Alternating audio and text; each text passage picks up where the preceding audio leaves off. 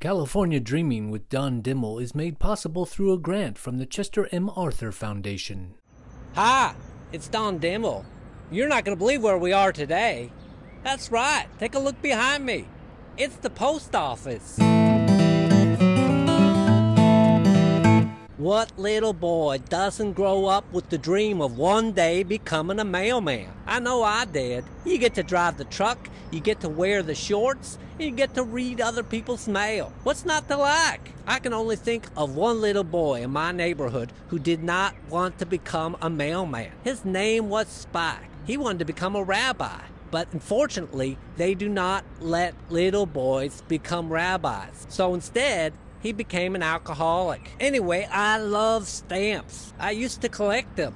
I had a stamp with an eagle on it, with strawberry shortcake on it, with the American flag on it. And I had a few stamps from the Kukla, Fran, and Ollie show. And I had a stamp with Betty Davis on it, and on the top it said, "Hooray for Hollywood." And I remember saying, gee whiz, where the heck is that Hollywood place? I want to go there. And what does hooray mean? Is that German? And to make a long story short, that is how I ended up in Florida. And then someone said to me, hey, I think maybe you're thinking of the other Hollywood, the one in California. And she was dead right. That is the one I was thinking about. Don't get me wrong, I mean, Florida's nice, but it does not have the beauty or the splendor or the majesty of California. I tried to sell a few of my stamps because times were tough back then, but it turns out they're not worth very much after you lick them. You know what it tasted like?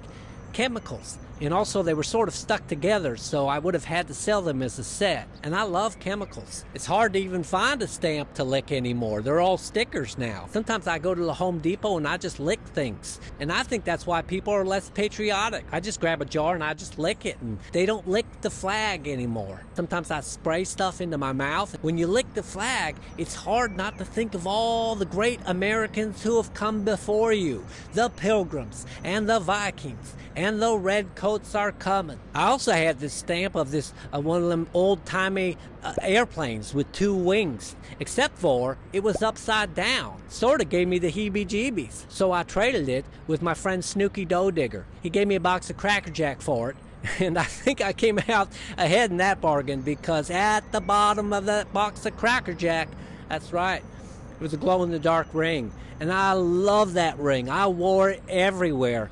And I would pretend I was married. And I would wear an apron. And I would clean the house and take care of the children. And at the end of the day, I would just be exhausted. And I would just say, everyone, please just leave me alone. I just need to have a moment to myself. And then I lost that ring on a camping trip with the Daniel Boone Boys. And if you've never heard of them, they're sort of like the Boy Scouts, except for they're cheaper. We just couldn't afford the regular Boy Scouts in the Dimmel household. We were on a tight budget. Times were tough back on the old farm, and also at our house, which was next to the old farm. You ready to take the tour? I know I am. California Post Office, here I come. It's closed. What sort of post office is closed on Sundays? Hello? God bless it, Langdon. I asked you to call ahead. You think that Dennys is open over there? Are they open on Sundays? Because I'll tell you what, I could murder a Grand Slam right now.